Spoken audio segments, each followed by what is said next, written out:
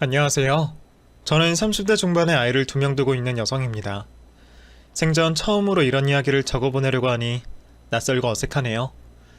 어린 시절 TV에서 하는 사연 프로는 많이 보았지만 그때는 사연을 보내는 사람들이 이해가 가질 않았거든요. 자기 입으로 자기 얼굴에 욕을 하는 것 같기도 하고 내 치부를 남에게 이야기하는 것 같았고요. 그런데 저도 아줌마가 되어가는 건지 속에 묻혀있던 이야기를 다른 사람들에게 이야기하고 싶고 또 비슷한 이야기를 듣고 싶네요. 마침 저에게도 이곳에 보낼 만한 사연이 있어 이렇게 적어봅니다. 아마 세상이 끝나기 전까지는 갈등이 계속될 고부관계에 대한 이야기죠. 어떤 분들은 좋은 시어머님을 만나 쿵짝이 잘 맞게 살아가시던데 저는 아쉽게 이번 생에는 그런 시어머님을 만나지 못했습니다. 그래도 좋으신 시아버님과 남편을 만난 것에 위안을 삼고 있어요. 제 이야기는 무례한 시어머니에 대한 이야기입니다. 그럼 바로 이야기를 시작해 보겠습니다. 저희 부모님은 아직까지 현장에서 학생들을 가르치고 계시는 대학 교수님들이십니다. 보통 교수라 하면 재력과 명예를 둘 다 가졌다 생각하시는데 사실 저희 부모님은 남들이 생각하는 만큼 그리 여유가 있으신 분들은 아니셨어요. 두 분 다 어려운 형편에서 성장하시며 젊은 시절 남들보다 몇 배로 고생을 하며 지금까지 오신 분들이시죠. 그저 공부하는 게 좋아서 열심히 배워오셨던 부모님은 어려운 환경에서 공부를 놓지 않으셨습니다. 교수직을 하시면서도 공부를 게을리하지 않으실 만큼 전공 분야에 대해 진심이셨던 부모님 덕분에 저는 어렸을 적부터 늘 공부하시고 배우시는 부모님을 보며 저절로 공부하는 습관을 들이곤 했습니다. 덕분에 학창시절 내내 성적도 좋았고 바라던 대학에 들어갈 수도 있었죠. 그렇게 좋은 공부 습관을 배웠던 제가 부모님께 배웠던 것은 그뿐만이 아니었습니다. 저희 부모님은 교수직을 가지게 되신 이후에도 어렸을 적 습관을 버리지 못하시고 늘 근검절약하시며 10원 한 장 허투루 쓰지 않으시는 분들이셨는데 늘 아끼고 검소하게 사시는 부모님을 보며 저도 절약하는 습관을 배웠고 결혼해서 자식들 키우고 사는 지금까지 그 습관을 버리지 않고 아이들에게 가르치고 있어요. 저는 지금까지도 그것들이 저희 부모님께 받은 가장 귀한 자산이라 생각합니다. 그렇게 부모님께 좋은 가치관들을 배웠던 저는 대학을 무사히 졸업한 후 회사 취직까지 별 문제없이 이루게 되었어요. 그리고 첫 사회생활을 시작하게 된 저는 지금의 남편을 만나게 되었습니다. 지인의 소개로 만나게 된 저희는 서로 뭐가 제일 좋은지 콕 집어 말할 수는 없지만 성격이나 취향도 잘 어울리며 서로를 배려할 줄 아는 사이였습니다. 충분히 서로를 이해할 수 있는 직장인 생활을 하면서 만나게 되어 그런지 싸울 일도 별로 없었고 그렇게 오랫동안 별탈 없이 만남을 이어간 저희는 은연중 결혼까지 생각하며 관계를 이어갔습니다. 결혼을 전제로 만나다 보니 서로 집안에 미리 인사도 드렸고 당장은 아니더라도 저희가 몇 년 안에 결혼을 하겠다는 것은 기정사실이었습니다. 저희 두 사람이 결혼까지 생각할 만큼 진지한 사이였고 저도 남자친구가 정말 좋았지만 딱 하나 마음에 걸리는 게 있었죠. 바로 예비 시어머니셨습니다. 신기하게도 어머님은 제가 예상하시던 모습과 전혀 다른 모습이셨어요. 남자친구는 무척 예의 바르고 공중도덕 하나도 무시하지 않는 사람이었기 때문에 저는 시부모님의 모습도 당연히 남자친구 같을 거라 예상했었습니다. 저도 저희 부모님을 닮아 성장했으니 자식이 부모를 닮은 건 당연한 일이라고 생각했죠. 하지만 직접 만나 뵙게 된 시어머니는 남자친구와 너무나 다른 성격이셨습니다. 처음 밖에서 어머니만 따로 뵙던 날 저는 깜짝 놀라고 말았네요. 어머니는 공공장소에서 무척이나 큰 목소리로 떠드셨고 종업원들에게도 무례하게 하셨습니다. 그리고 사사건건 불평불만이 참 많은 성격이셨죠. 아유, 겉으로만 빤지르르 하지. 뭐 제대로 된 게 하나도 없구만. 비싸기만 하지. 별로 맛도 없네 무슨. 어머니, 음식이 입에 안 맞으세요? 그래, 유명한 곳이라 그러더니 그냥 그렇네 뭐. 이러면서 이 돈을 다 받아먹어? 여기 이것 좀 더 갖다 줘요. 아니 여기 돈이 얼마짜린데 반찬을 이렇게 코딱지만큼 내나? 여기 입이 셋인 거 안 보여? 많이 많이 좀 갖고 와요. 어머니, 입에 안 맞으시는 거 아니세요? 입에는 별로 안 맞다만 손 들인 게 있는데 뽕을 뽑아야지. 예, 너도 깨작거리지 말고 팍팍 먹어라. 원래 이런 곳에 와서는 반찬 많이 먹고 가야 되는 거야. 솔직히 그날 시어머니 모습을 보고 상당히 놀랐습니다. 남자친구는 밖에서 싫은 소리 한 번 하지 않는 사람이었기에 그런 어머니의 모습은 전혀 이상하지 못했죠. 남자친구 역시 그런 어머니가 부끄러운지 고개를 푹 숙이고 밥도 제대로 먹지 못했습니다. 그런 모습을 보고 마음이 쓰였던 저는 그런 어머니가 일부러 별 대수롭지 않은 척 굴 수밖에 없었습니다. 그나마 다행이라 해야 하는 건 뭐든지 다 불평불만이셨던 어머님이 그나마 제가 대기업을 다닌다며 좋아하시더라고요. 그 후로도 저는 남자친구와 만남을 잘 이어가고 있을 때 저는 퇴사를 고민하고 있었습니다. 사실 제가 졸업을 앞두고 고민을 많이 했었어요. 보고 자란 게 있어서 그런지 몰라도 저도 부모님처럼 학업을 이어갈지 아니면 사회생활을 할지 고민을 하고 계셨죠. 반신반의하며 넣었던 대기업 원서가 덜컥 붙으며 자연스럽게 회사 생활을 하게 되었죠. 그런데 몇 년 다녀보니 아무래도 회사 생활이 저와 맞는 것 같지 않았어요.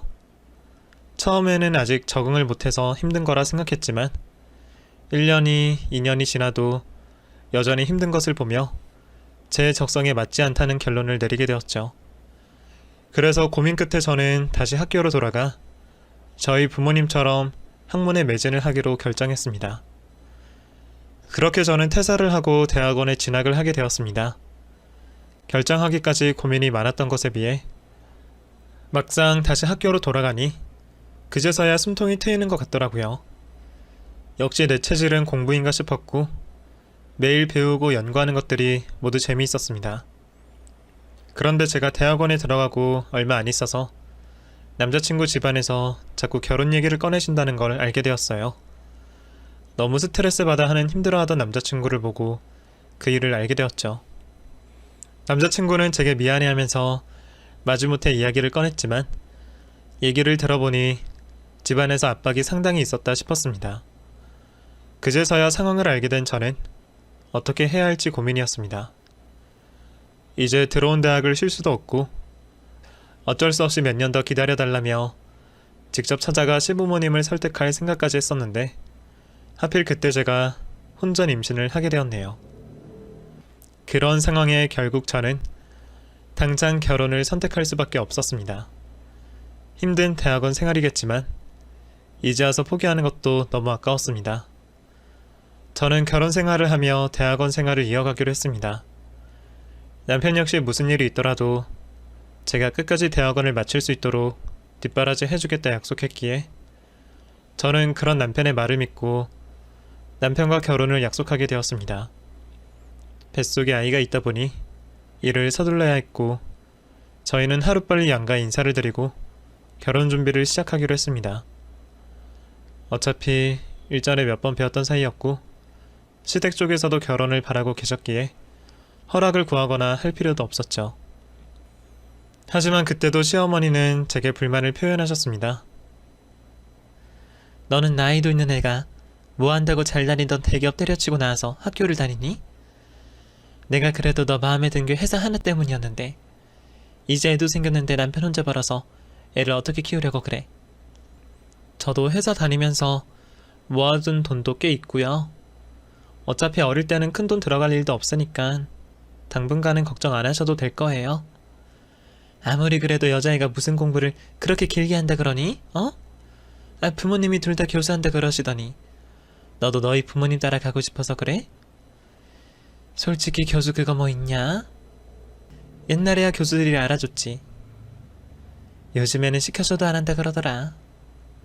명예니 지인이 가져서 뭐하니? 결국 돈 못 벌면 말짱꽝 아니야. 바쁘기만 바쁘고 별로 좋은 것도 없다더구만. 너 나중에 학교 다니면서 애까지 어떻게 키우겠니? 어머니, 근데 말씀이 좀 이상하시네요. 지금 저희 부모님 무시하시는 건가요? 어머님 말씀대로 교수에서 큰돈 만지는 거 아니지만 세상이 돈으로만 돌아가는 것도 아닌데 돈 못 벌면 직업도 아니라 생각하세요? 저희 부모님 자부심 가지고 일하시는데 이런 말씀 들으시면 얼마나 속상하시겠어요. 그리고 제가 학교 다니는 동안에는 오빠가 살림이나 육아 도와주기로 했고 저도 학업 병행하면서 최선 다할 거예요. 아직 제가 어떻게 하는지 못 보셨으면서 왜 그렇게 말씀을 하세요? 저 괜히 섭섭해지려고 그러네요. 아니 내가 뭘 또 사돈을 무시했다고 그러니? 교수님들 명망 있으신 거 알지? 나는 그냥 너가 걱정되어서 그 어려운 거 하겠다고 하니까 힘들까봐 말이야. 게다가 살림도 남편이 아무리 도와줘도 애는 결국 엄마를 찾는데 애 보랴 공부하랴 너 고생이 이만저만이겠니? 시어머니가 대화 중에 저희 부모님을 무시하는 듯한 얘기에 제가 성격상 한마디를 했더니 당황해 하시면서 그래도 진심은 아니신 건지 해명을 하시더라고요. 어머니도 그런 의도가 아니시라 하시기에 저는 설마 정말 무시하시는 건 아닐 거라 생각하며 그냥 좋게 넘어가기로 했습니다. 저도 임신까지 해서 결혼을 앞둔 마당에 굳이 더 불랑거리를 만들고 싶지 않았었죠. 상견례 자리를 잡긴 했지만 불안했습니다. 저번에 말을 나누면서 알게 된 어머님의 모습이 심상치 않았거든요. 남자친구에게도 긴장을 풀지 말라며 양가 부모님을 모시고 상견례를 시작하게 되었습니다. 그런데 그때 제가 어머님을 오해한 것이 맞았는지 불미스러운 일이 발생하지 않았습니다. 오히려 나머지 세 분은 분위기 좋게 웃고 즐기고 있는데 어머님께서만 연신 물을 마시면서 대화에 참여하시지 않았어요. 걱정과는 정반대인 상황에 당황했던 건 저였습니다. 화기애애한 분위기 속에 양가 부모님들을 모시고 집으로 돌아가게 되었고 다음날 남자친구를 만나 이야기를 나누게 되었죠. 그래도 아무런 문제 없이 마치게 되어서 정말 다행이야. 오히려 어머님께서 아무런 말씀 안 하셔서 언제 터질까 조마조마했잖아. 그러게 나도 처음에는 엄청 긴장하고 있었는데 나중에는 우리 엄마가 있는 줄도 모르겠더라. 근데 어머님 어제 왜 그러신 거지? 혹시 진심으로 마음에 안 들어서 그러신 거는 아니겠지? 아니면 다른 분들 앞에서는 원래 그렇게 행동하시나? 아, 나는 좀 알 것 같은데. 우리 엄마 사실 콤플렉스가 있거든. 학력 콤플렉스. 공부를 못하실 형편은 아니셨는데 여자라서 차별받으신 것도 있고 결정적으로 학업에 관심이 없었다고 들었어.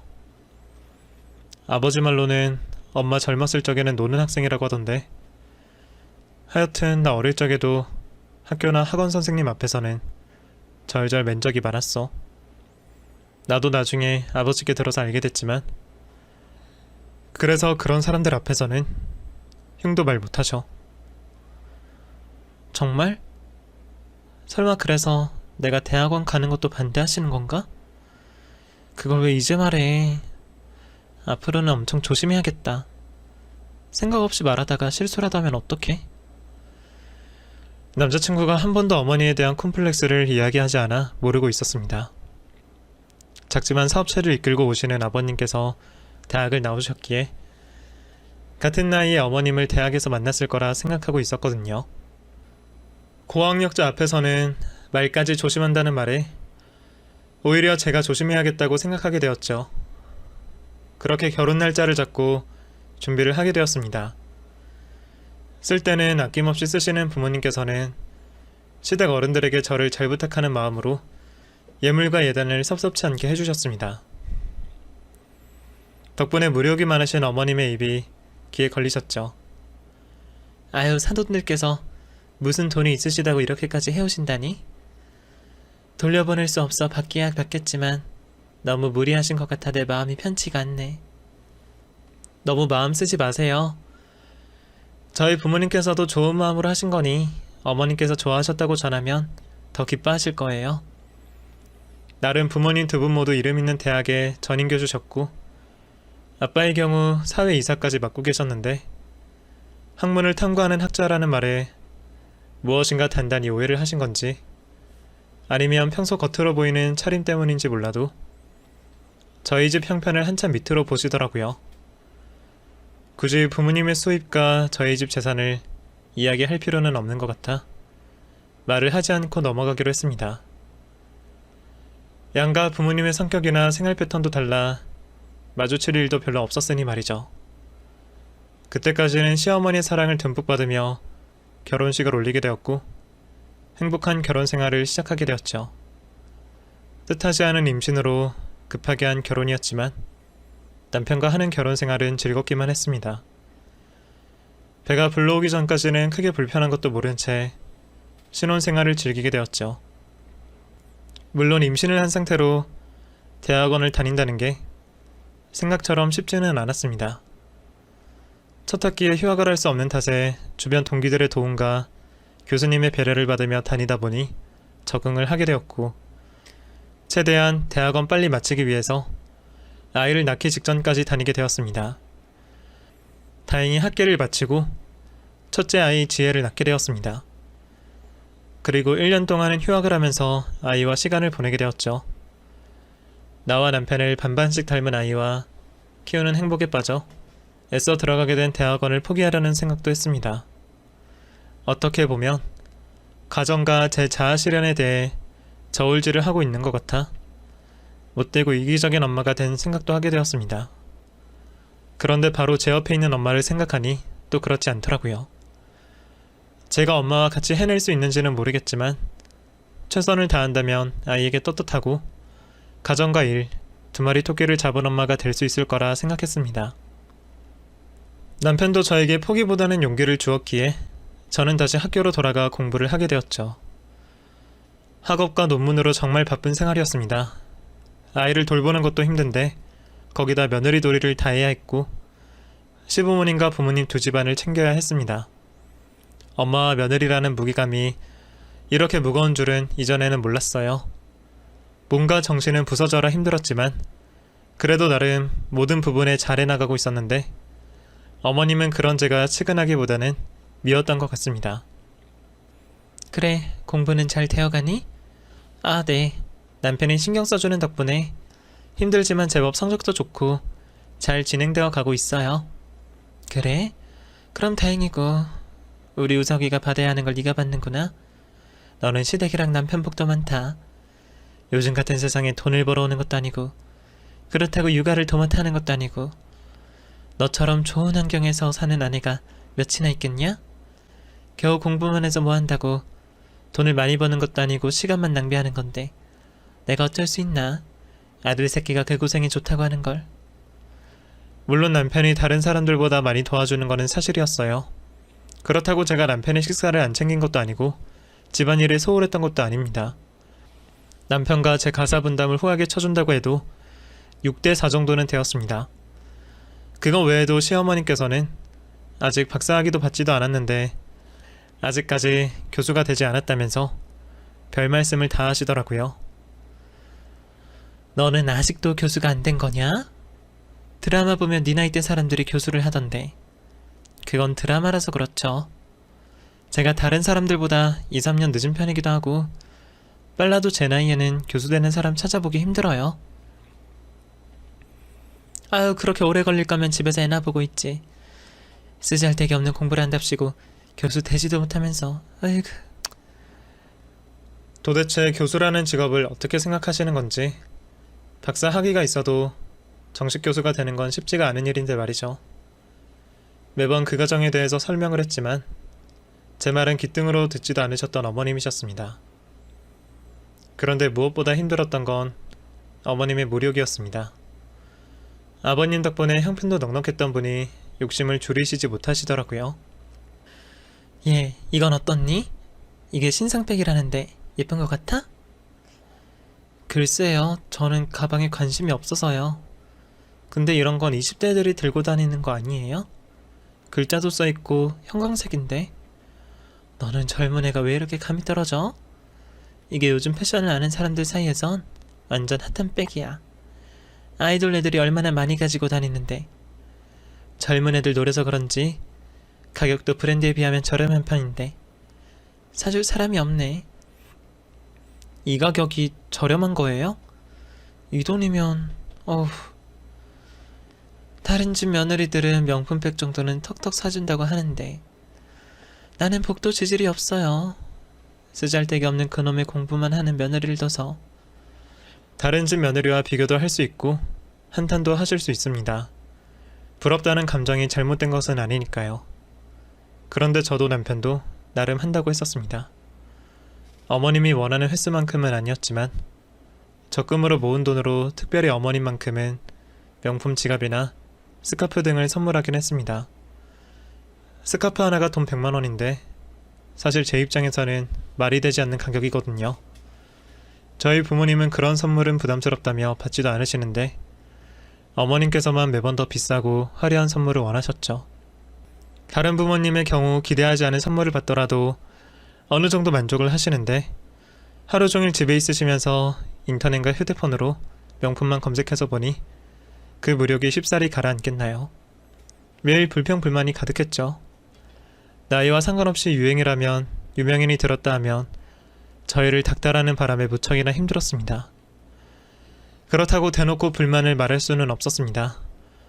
틈틈이 친정 부모님과 제가 사정이 안 되는 날에는 지혜를 돌봐주시기도 했고 남편의 배려와 도움을 받으면서 학업을 하고 있는 저였으니 말이죠. 거기다 아직 어린아이를 제가 맡아 키우고 있는 것은 아니었으니 그걸로 저를 탓하더라도 아무런 말을 할 수가 없을 텐데 싫든 좋든 그 부분에서는 아무런 말씀을 하시지 않았거든요. 하지만 제가 가만히 있어서 그런지 시모의 욕심은 점점 심해져만 갔고 그와 함께 저에게 날이 선 말을 자주 하셨습니다. 별다른 건 없었어요. 그냥 제가 하고 있는 과정, 공부를 하는 것에 대한 불만을 표출하셨죠. 그것도 직업을 비하하시면서까지요. 그나마 제가 바쁜 나날을 보내고 있어 자주 만나지 않는 것에 대해 다행이라고 생각하면서 지냈지만 어쩔 수 없이 만나게 될 때마다 스트레스를 받게 되었습니다. 제가 받는 스트레스는 그뿐만이 아니었습니다. 요즘 아이 하나 잘 낳아 키우자는 사람도 많은데 시모는 굳이 아이를 하나 더 낳으라며 저를 달달 볶았습니다. 그 이유도 어이가 없게 첫째가 딸이라는 이유였습니다. 보릿고개 시절도 아니고 요즘 같은 시대에 아들을 보려고 애를 낳으라니. 거기다 시아버님께서도 요즘 같은 세상에 대를 이어가는 것이 어디 있냐며 힘든 임신하지 말라고 직접 말씀을 하셨거든요. 시모의 속마음은 알 수 없었지만 박사과정 밟으며 바쁜 저에게 일부러 임신해서 아이나 돌보고 집에 눌러 앉으라는 듯 느껴졌습니다. 너는 환경에도 관심이 많고 공부도 많이 해서 배울 만큼 배웠다는 애가 애국할 생각은 안 하니? 네? 애국이요? 그게 무슨 말씀이세요? 우리나라가 애가 없어서 지금 문제잖니. 그런데 너처럼 배운 아이가 애를 안 낳아서 되겠어? 애를 애국하려고 낳아요? 그이나 저나 아직 둘째 생각 없다고 말씀드렸잖아요. 지금은 지혜 키우는 거로도 만족하고요. 아버님도 낳지 말라 말씀하시는데 어머님께서 왜 그러세요? 지혜 저거 여자애가 다 커서 뭐 하겠니? 지 좋아하는 남자 만나서 그 집으로 시집가면 끝인데 우리 제사 모실 사람은 있어야 할 것 아니야. 지혜 저것도 애기니까 귀여운 거지, 어? 옛날이나 지금이나 계집애들 키워서 덕보는 거 하나 없다. 쓸모가 없다고. 그러니까 네가 우리 제사 지내줄 남자애를 낳아줘야 할 거 아니야. 애국도 하고. 너 공부 좀 하고 배웠다고 다른 사람 말 가볍게 듣지 마라. 공부로 보는 세상이 전부가 아니야. 애 앞에서 지금 무슨 말씀하시는 거예요? 그리고 이 상황에 공부 얘기는 또 왜 하시고요? 어쨌든 저랑 그 사람 남자아이 낳으려고 하는 임신은 죽어도 안 할 거예요. 시대가 어느 때인데 아직도 남아 선호 사상에 빠져서 사세요. 어머님, 21세기예요. 오히려 세상이 어떻게 돌아가고 있는지 어머님 두 눈으로 보시라고요. 보릿고개 세대도 아니시고 이제 겨우 50대이신 분께서 어쩜 저런 생각을 가지고 있으시는지는, 거기다 손녀가 뻔히 앞에 있는 상황에 쓸모가 없다는 말을 쉽게 내뱉을 수 있는 게 친할머니가 할 소리인가 싶었습니다. 괜히 그런 말을 듣게 되니 오기가 생기더라고요. 설령 임신은 하더라도 꼭 딸이기를 바랬습니다. 자신의 입으로 손녀 덕 볼 일이 없다고 했으니 시아버님만 챙기면 저희가 더 편할 테니까요. 그런데 이게 무슨 운명의 장난인지 박사과정을 밟고 있는 중에 또 임신을 하게 되었습니다. 그것도 시모가 목을 놓아 부르던 남자아이를 임신하게 되었죠. 첫째 지혜 때보다 바쁘고 중요한 시기라 걱정도 많았지만 다행히 뱃속의 아기는 엄마 마음을 알아주는지 얌전하게 별다른 문제 없이 10달을 참아주었습니다. 아이가 도와준 것도 있었지만 지도 교수님과 동료들의 배려로 출산 막달까지 연구와 논문을 손에 놓지 않고 이어갈 수 있었고, 출산이 임박해서는 집에서 재택근무를 하면서 박사과정을 문제없이 진행할 수 있게 되었습니다. 아이를 낳고서도 얼마간의 몸조리를 하면서 지냈지만 워낙 바쁘고 급했던 상황이라 첫째 때보다 이르게 몸조리를 마치고 곧장 연구실로 가게 되었습니다. 제가 얼마나 바쁘고 힘들게 지냈는지 직접 경험을 해보신 친정 부모님께서 저희 집으로 들어오셔서 둘째 아이를 돌보는데 도움을 주셔서 일에 빠르게 집중할 수 있었습니다. 그렇게 바쁘게 지내다 보니 언제 시간이 이렇게 흐른 건지 벌써 둘째 석호에 돌이 되었습니다. 남편과 저 두 사람 모두 허례허식을 좋아하지 않아 첫째 지혜 돌 때도 가족끼리 식사를 하고 선물과 덕담을 주고 받는 정도로 했었습니다. 그래서 당연히 둘째의 돌 때도 비슷하게 하려고 했죠. 거기다 이번에는 제가 정말 눈코 뜰 새 없이 바쁜 와중이라 더욱더 간결하게 하고 싶었습니다. 원래 돌잔치가 영하 사망률이 높아 1년을 넘은 아이한테 축하와 함께 무병장수를 기원해주는 건데 요즘에는 그렇지 않잖아요. 굳이 큰돈 쓰면서 낯선 환경에 아이가 불편할 자리를 만들 이유는 없다고 생각했죠. 그렇게 저희 나름대로는 가족들 모두 만족할 수 있는 식당을 알아보느라 고생을 하는 도중에 시모에게서 전화가 왔습니다. 그래. 너희 다다음 달에 우리 석호 돌잔치는 어디서 하기로 했니? 친척분들께서 서울 지리가 익숙치 않으시니까 이왕이면 역 근처로 잡아라. 어차피 우리야 서울 안에서 돈다고 하지만 어른들은 불편하시잖니. 돌잔치요? 어머님, 지혜 돌 때도 저희 가족끼리 식사하는 정도로 했잖아요. 이번에도 저희는 그럴 생각인데? 뭐? 그때랑 지금이랑 같아? 그때는 네가 바쁘기도 했고 지혜 걔가 낯을 많이 가리는 성격이라 내가 배려해준 거지. 석호는 남자이라서 그런가? 애가 활동적이고 사람을 좋아해서 돌잔치를 해도 문제없을 거다. 그리고 친척 어르신들께도 우리 석호가 얼마나 잘생겼는지 보여드려야지.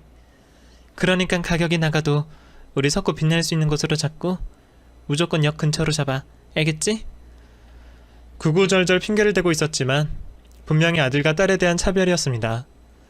낯은 석호가 더 많이 가렸고 시간은 대학원을 마쳤던 첫째 지혜 돌 때보다 더 여유로웠습니다. 집에 돌아온 남편에게도 이 사실을 말했는데 이미 충분히 낮에 시달렸는지 돌잔치에 관한 이야기를 알고 있더라고요. 남편은 자신이 알아서 하겠다며 신경 쓰지 말라고 했지만 손자에 대한 과한 집착을 가진 시모를 너무 쉽게 봤었습니다.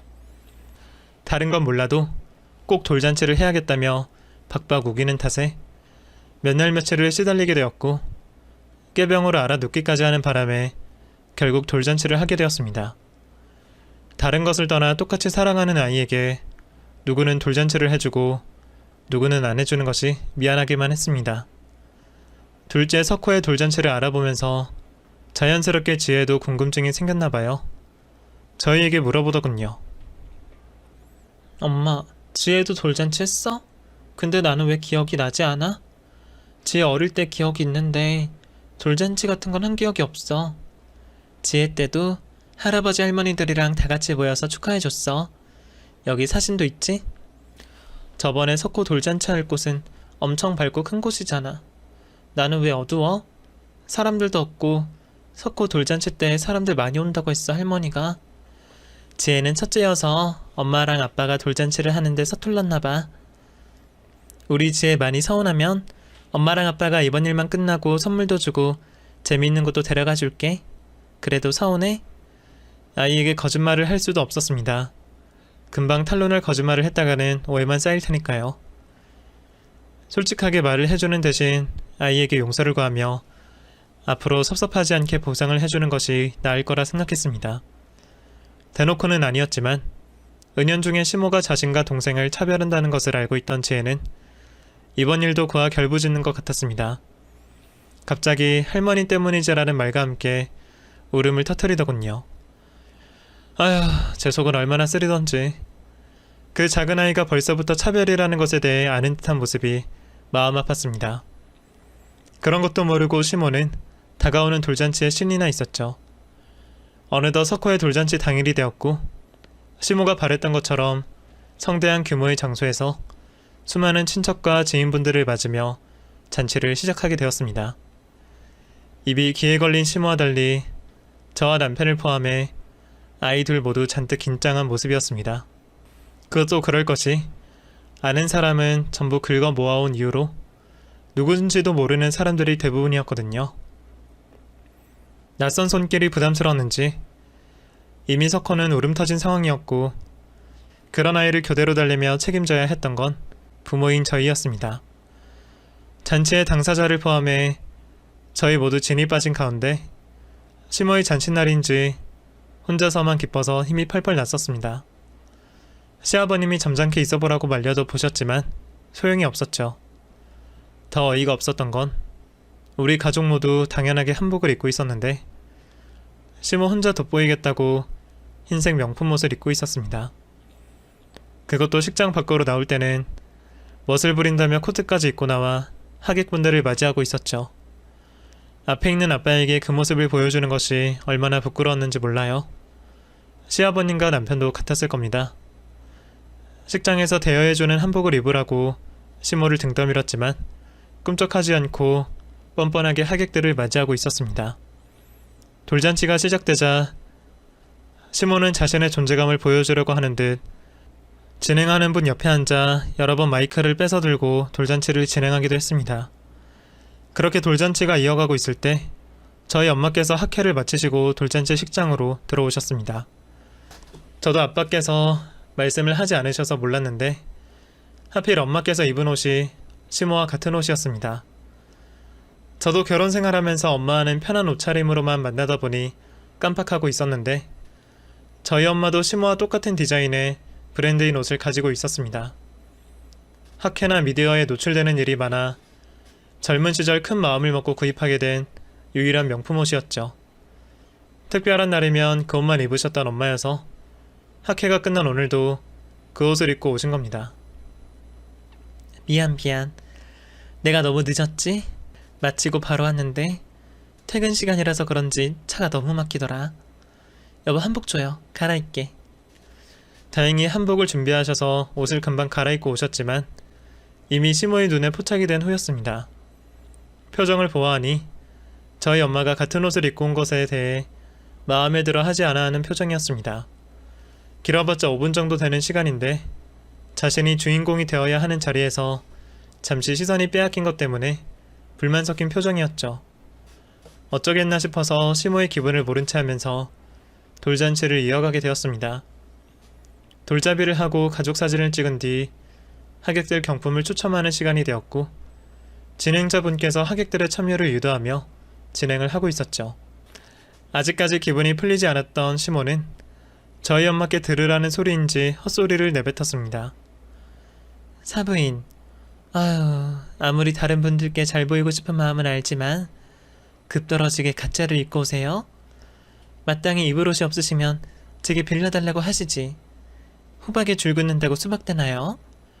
사부인이 아무리 진품과 비슷한 가짜를 입어도 티가 다 난다는 말이에요. 원래 입으신 것처럼 수수하시게 학자처럼 입고 다니세요. 아유, 나 참 어디서 비슷한 옷은 구한 건지. 듣다 못한 제가 시모에게 한마디 하려는 순간 엄마가 저를 저지하더군요. 괜한 큰 소리 나지 말라는 눈짓으로 제가 억지로 참으려고 한 순간 시모의 말을 듣고 잠에서 깬 첫째 딸 시애가 시모의 말을 이어가듯이 말을 하더라고요. 사람 대가리에 꼬부랑 글씨만 많이 들어서 뭐해.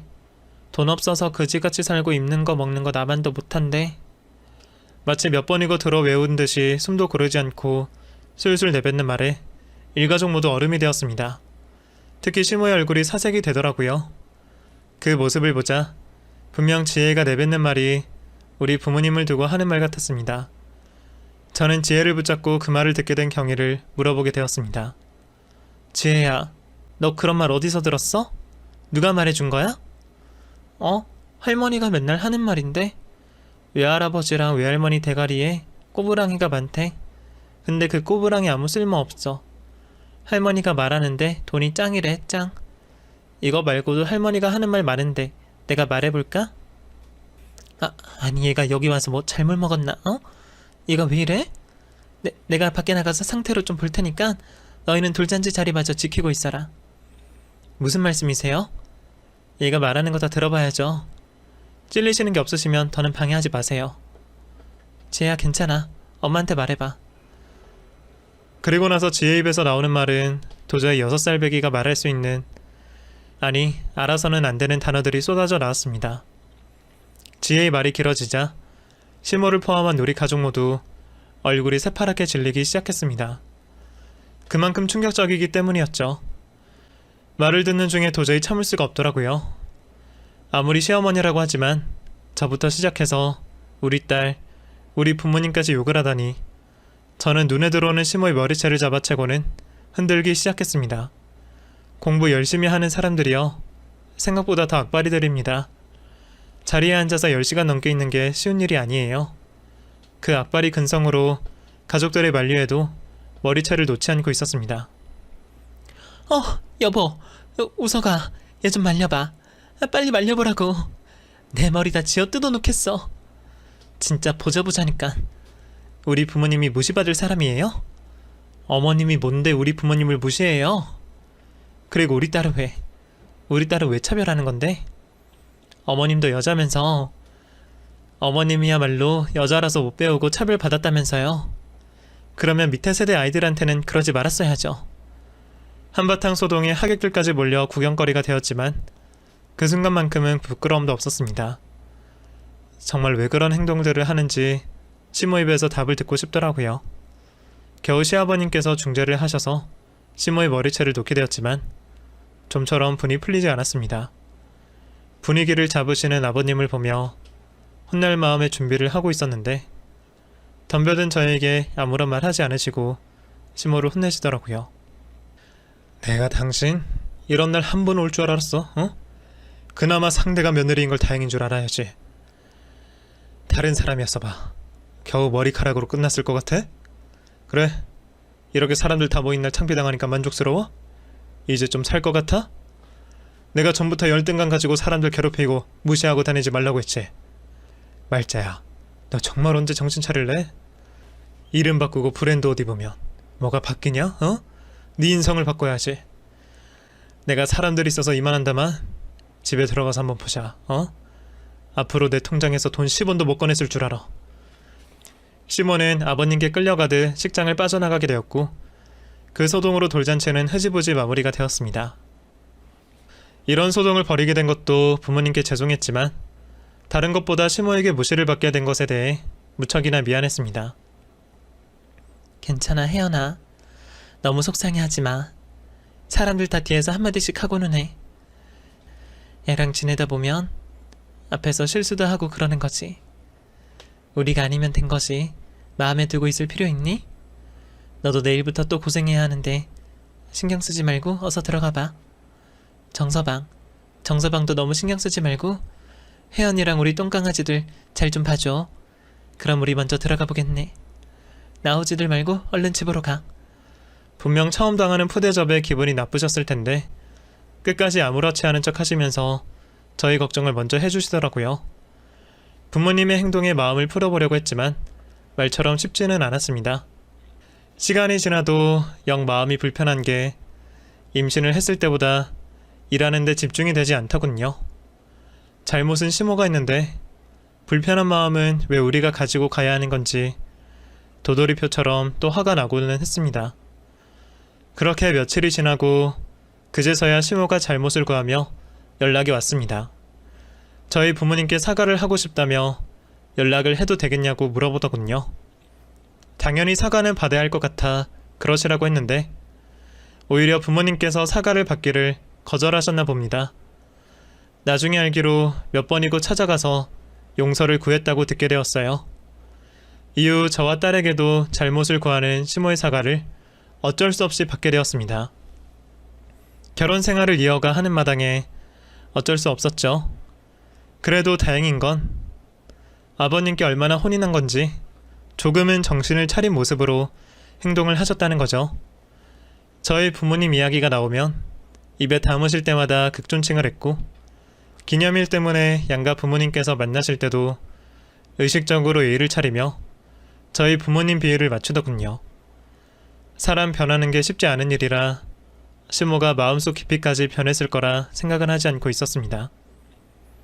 그저 저희가 생활하는데 더는 이전과 같은 잡음을 만들지 않는 것에 만족을 하고는 있는 거죠. 그래도 조금은 정신 차린 시모 덕분에 편하게 생활하고 있습니다. 바람이 있다면 앞으로 똑같은 일이 발생하지 않기를 바라고 있어요. 시댁 눈치 보면서 일하시는 워킹맘 여러분들 모두 힘내시고 일과 가정 모두 잘 이끌어 가시길 바라겠습니다. 그럼 그만 글을 줄이겠습니다. 사연 들어주셔서 다들 감사합니다. 안녕히 계세요.